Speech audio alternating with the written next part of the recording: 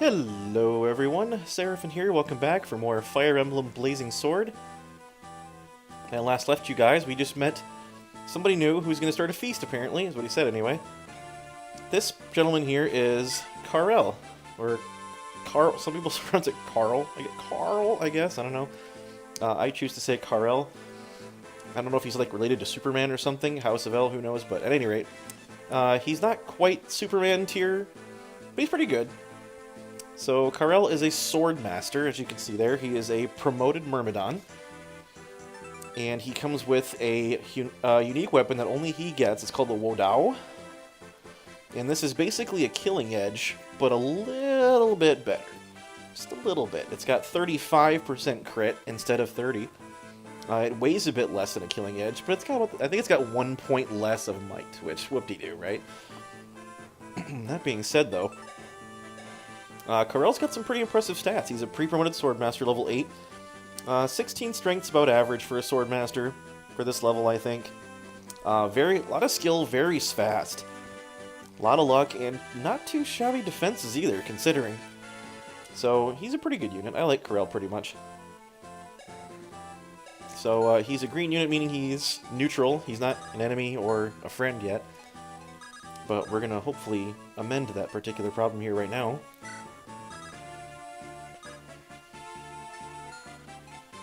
I don't want to kill his thief because I want to save him for Heath, but I don't know that Heath's going to be able to get to him in time.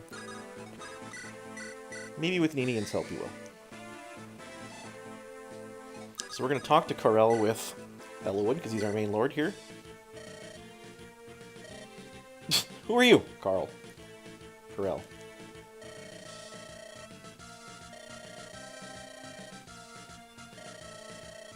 He's here to fight them, not join them.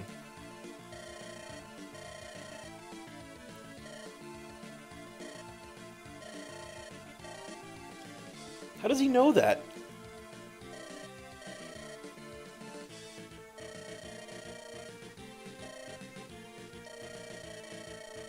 How does he know that? And what? No.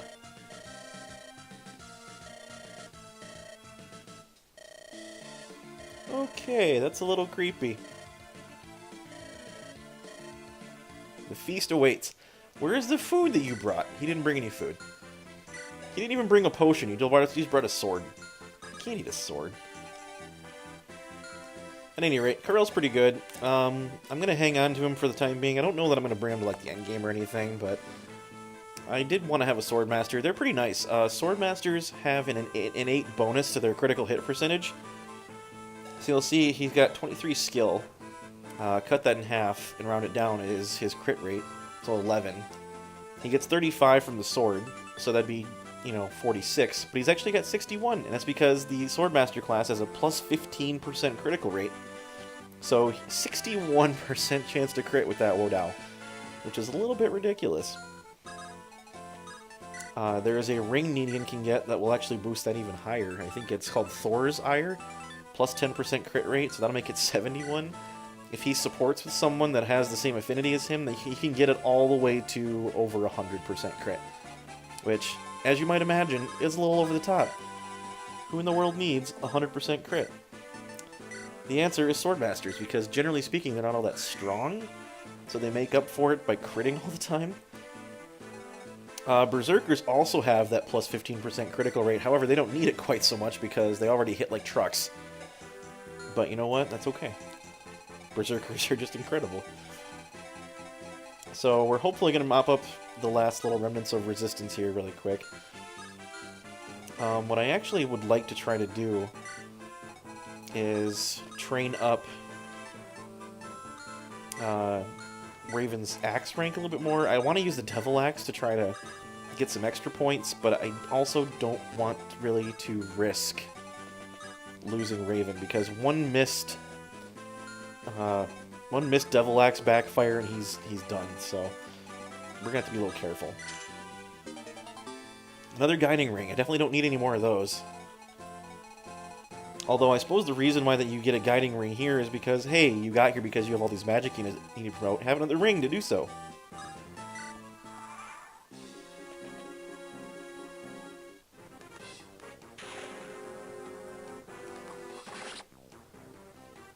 Oh, hand axes.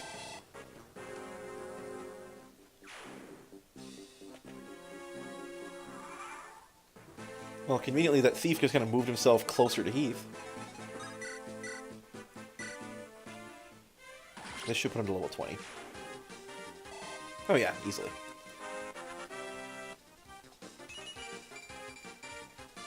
Wow. Not too shabby. 15 speed from a Wyvern Lord. Or Wyvern Rider, I should say. It'll be pretty quick. I'm looking forward to that.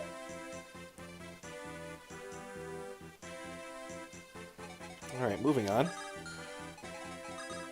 Let's get our crew moved over here. We do need to have Ellawood seize the throne eventually after we defeat the boss, I do believe, so...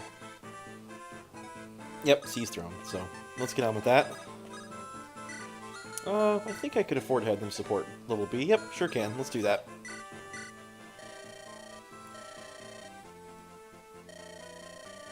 Not the best battlefield manners. Laugh and I'll kill you.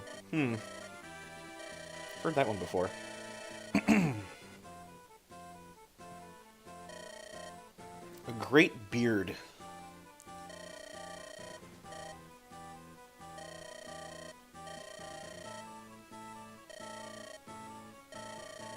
Not a very long dream.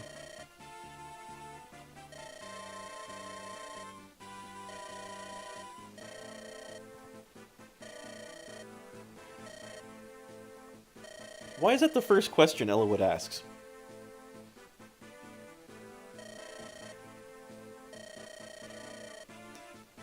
Apparently Ellawood is some kind of prophet.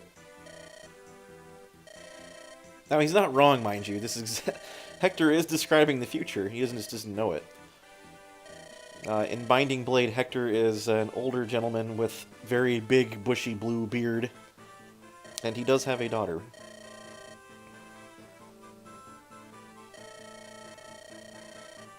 That's something that is kind of like a trope in this franchise that I guess I neglected to mention. If two characters have the same hair color, they're probably related.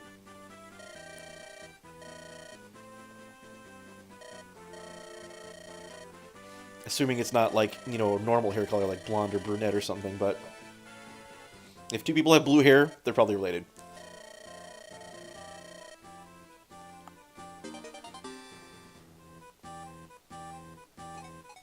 Heath, on the other hand, has just amazing hair. You'll note Nini and Anil's have the same, like, light blue colored hair.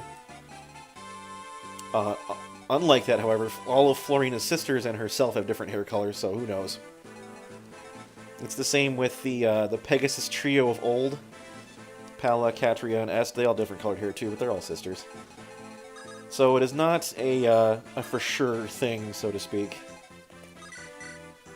Look at this, just whipping hand axes for days. Now the question is, who do I feed the boss kill to? Ellawood doesn't need it just yet. I think we'll let Hector do it. I think Hector will benefit the most from doing that. And I'm just needlessly barriering everybody to get some last-minute experience for Priscilla before I promote her. Karel certainly doesn't need the boss kill. He's already level 8, so...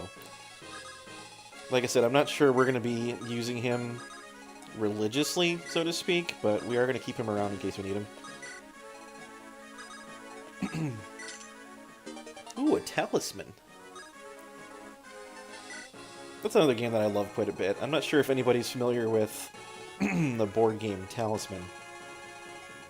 It's a Games Workshop game, so like the Warhammer franchise people that make it.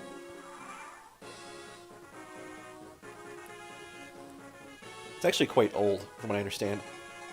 Came out like the mid-80s or something, but they've reprinted it so many times. It's like on the 4th edition or something. As it happens, I have every single expansion for it that exists in print. It wasn't cheap, but you know what? It's a good game. I like it. Some people might disagree with that assertion. Some people are like, it's not a very good game because it's very random and very chance-heavy. And, you know, that's right, but I think it's fun. A lot of my friends are not super keen on playing it because not only is it very random, but it takes a while. It can take a couple of hours minimum to get through a game of that, depending on how quickly you can plow through it. But I like those kinds of games where it's never the same twice. Like, for example, it's a fantasy-style game. It's almost D&D-like in a certain sense, but it's, you know, condensed into a board game instead. There's lots of, you know, that's the other thing too. There's lots of die rolling in D&D. There's plenty of randomness in that. If you like D&D, there's no reason you shouldn't like Talisman. Let's put it that way. Maybe that's me oversimplifying it a little bit, but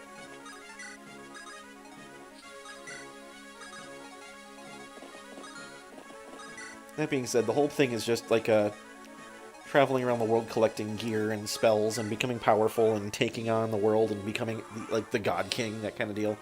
It's really fun. You should try it. There's a digital version on Steam. It's not too expensive either, I don't think, but you know, that's something I might stream on here once in a while, is play some Talisman. I've got a few friends that play it on there, so if you've seen my my stream with Tenzuka on Lost Planet, he also has that game, and he enjoys it quite a bit. So if I do end up playing it, it'll probably be with him. Well, at any rate, this chapter is actually going by a lot quicker than I was expecting it to. So this might be another situation where I do a little bit of the story exposition stuff before the end of this episode, which I'm sure will not be that big of a deal for you guys, so if it is, I apologize, but I seem to remember these later episodes taking a lot, or these later chapters are taking a lot longer, but maybe I was just, you know, misremembering. Or because I'm so used to playing through Hector's mode and not Ellawood's, I'm just like, wait, this is really short. And by comparison, it really is. Alright, I don't think there's anything else we need to worry about in terms of killing guys or collecting gear or anything, so we can just kind of take our time and kill this boss. As soon as I can get the people I want to kill him with over here.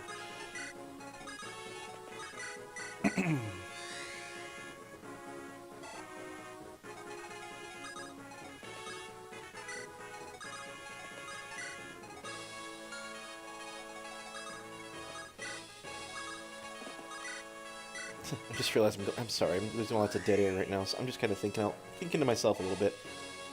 So, something that I was going to mention a little bit last time too is, in addition to me liking mixed unit tactics, and I like to keep a diverse roster and not just use the guys that are good for the sake of being good, but I don't think it's fair to just use one kind of character because they're good. Like, I like to have a mix of different things. Like, I like to have a tank, and I like to have a healer or two, and I like to have some magic units and fighters and that kind of deal, and archers. It's boring to me to have the same unit twice on the same team. Unless it's, I guess, maybe two, but any more than that's pushing it. So I try to avoid that as best I can, and a lot of people would reject that wisdom, I think. So I guess take it with a grain of salt, however you will, but that's just my particular interpretation of it. So I think Hector might actually have some trouble with this guy. Holy smokes. He's got 7% crit even against Hector. So somebody with 18 luck would not get crit. Man, 16 even against Florina? Who's got enough luck? Not really anybody.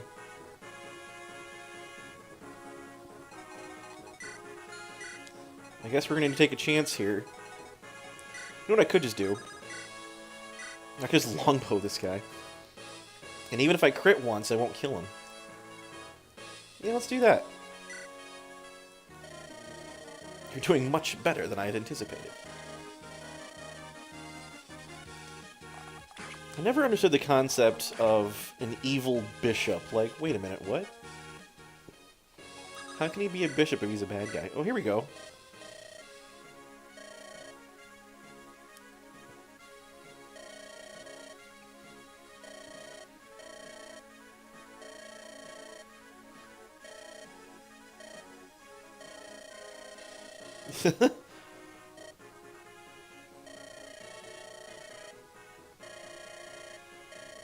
She's a rather good chef.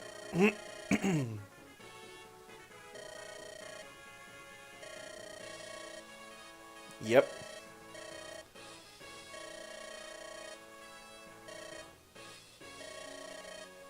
It's my other skill.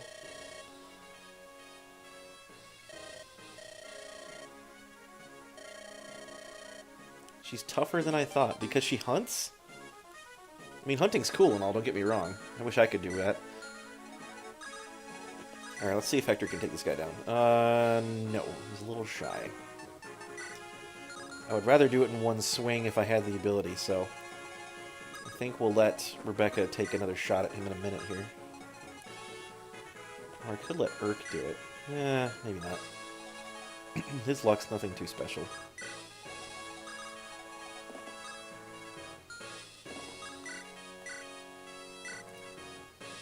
Drop another barrier to get some more experience. We'll get her to level 14 before the chapter's over, I think.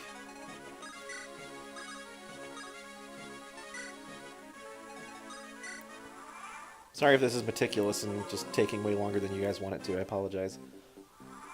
The way that I play this game is a little bit meticulous and calculating, and so sorry if that annoys you. You'll see now, instead of doing 10, she does 11 because of that B rank support with Raven. Her attack went up. So, looks like her crit rate went up a little bit too.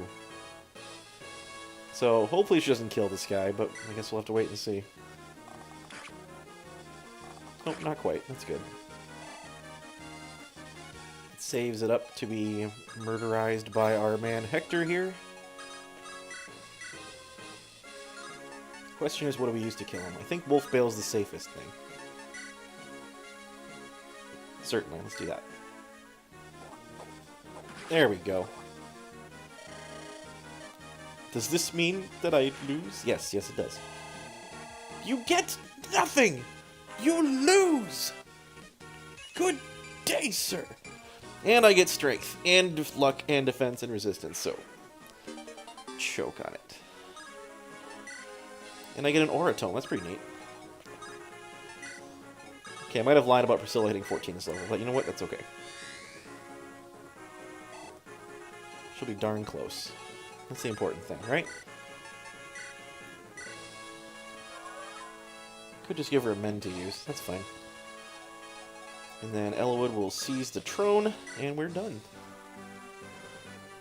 Alright, so we got Rebecca's supports capped up.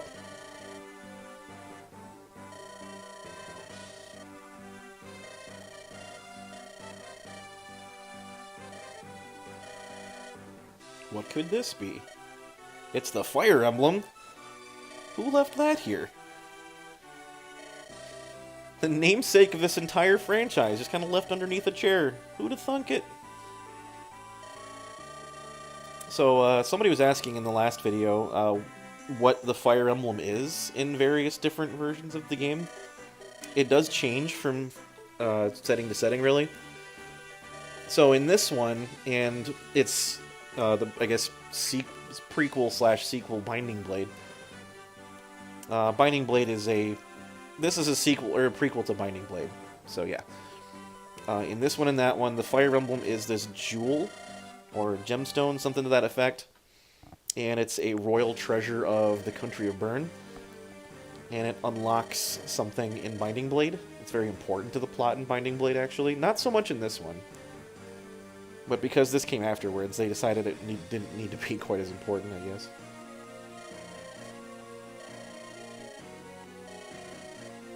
Poor Nino.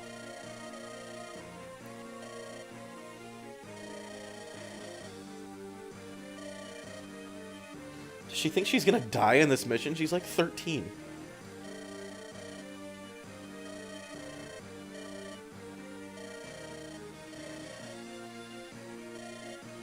Bullcrap! Oh, I'm sorry, I said bullcrap.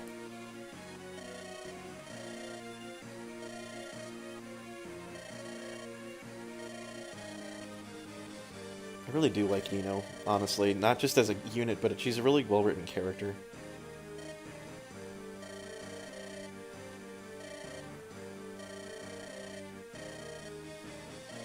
Unbelievable.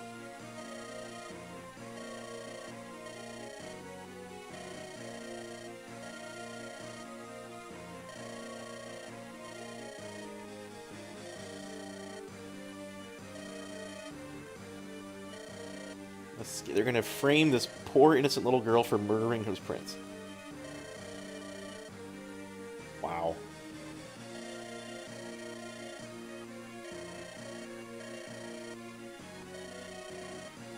Loving mother. Yeah, okay.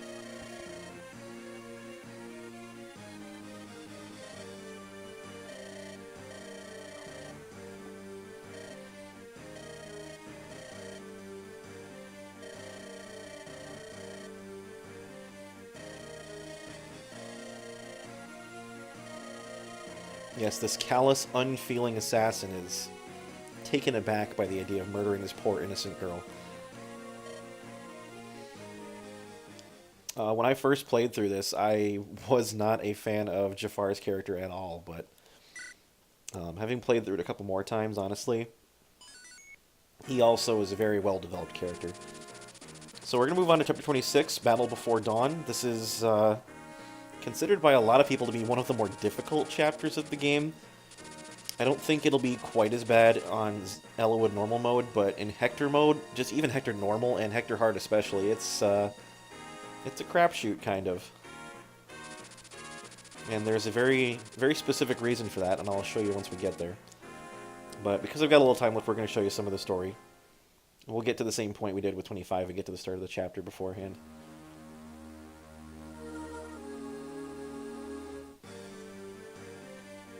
So here we have Nino and Jafar.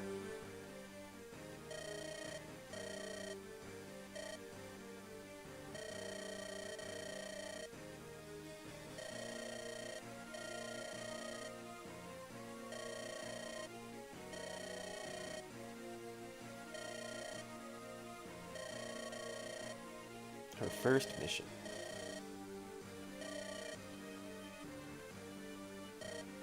Jafar's just like, uh-huh.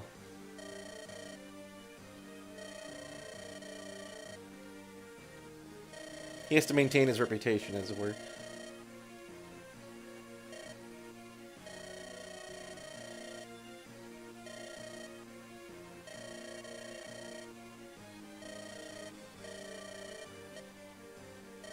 can tell she's, like, terrified but won't admit it.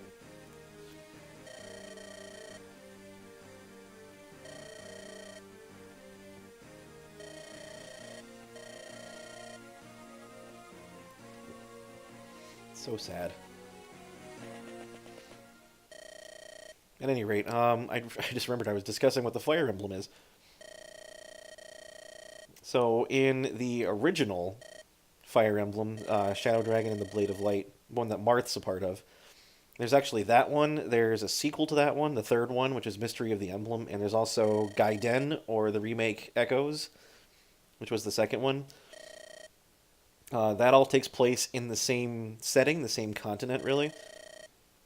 And so it's the same thing in all three of those games. And that's probably the most iconic Fire Emblem. It's a shield, and it has 5 slots on it on the front for like these gemstones, these different colored gems. Oh, it's the same in Awakening too, because Awakening takes place a couple thousand years after Marth's game. And it's the same universe also there too. So that's the Fire Emblem in those ones. I'm not sure what it is in 4 and 5, Genealogy of the Holy War and Thracia 776, having not played those ones, and I don't know the story all that well. Poor Zephiel. Oh man, Zephiel. It's crazy to see what he turns into in Binding Blade. In this one, he's such a tragic character. He just wants to be loved by his dad, and his dad's a jerk, and he doesn't respect him, even though he's this like perfect model son. And then his dad tries to have him killed, and he kind of just goes crazy as a result. I can imagine that. I can understand why he might go a little bit psychotic after having his family trying to have him killed.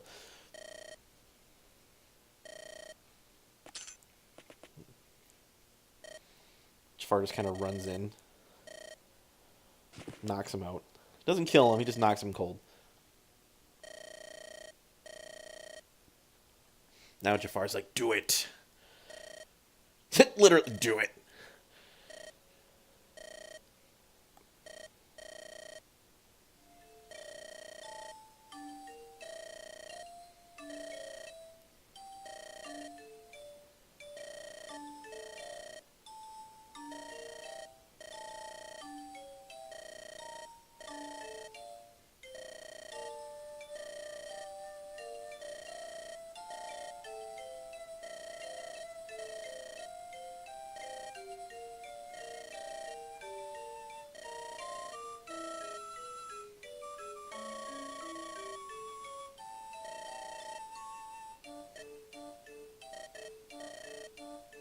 Wow. Jafar's like, doesn't know how to handle this.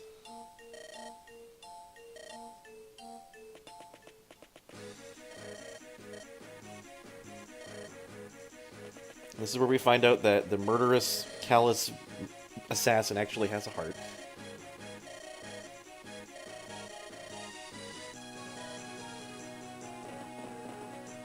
And here we have Ursula. We met her a while ago, but this is us seeing her again. Oh, we saw her a long time ago, like Chapter 7X, first time she shows up.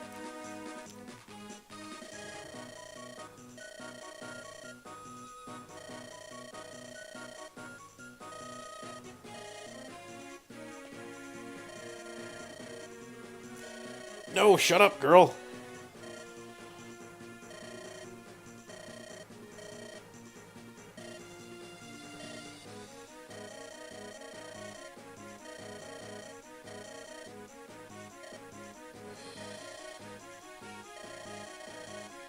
It would have been so great if he'd said something like, hold your tongue or I'll cut it out.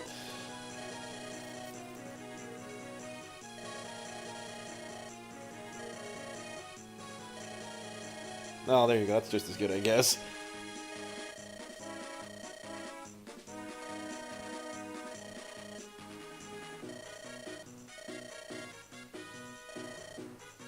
Maxime? Purple generic boss dude?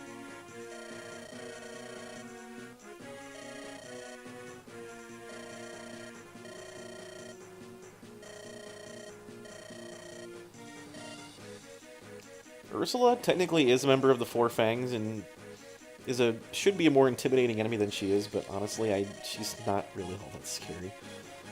Not nearly as scary as the Reed brothers, or Jafar for that matter.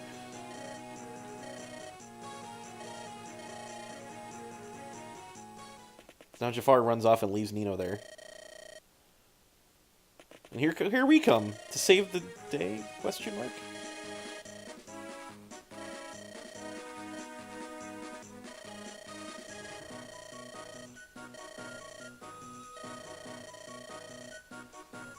We must protect the prince. Oh, here we go.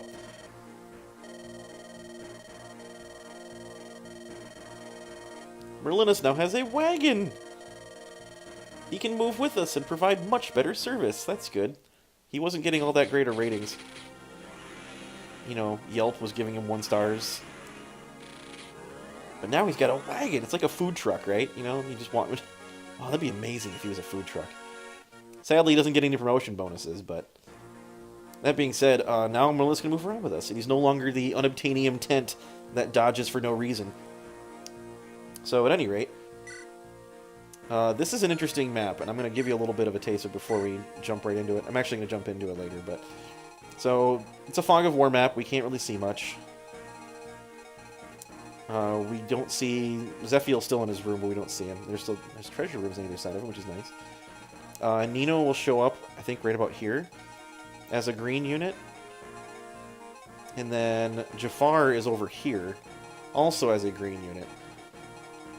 And what happens is, the reason why this map is so difficult, not only because it's Fog of War and you start out very far away and have to work your way down to everybody, and it's a timed map, by the way, too. It's like finished within, I think, 11 or 12 turns or something like that.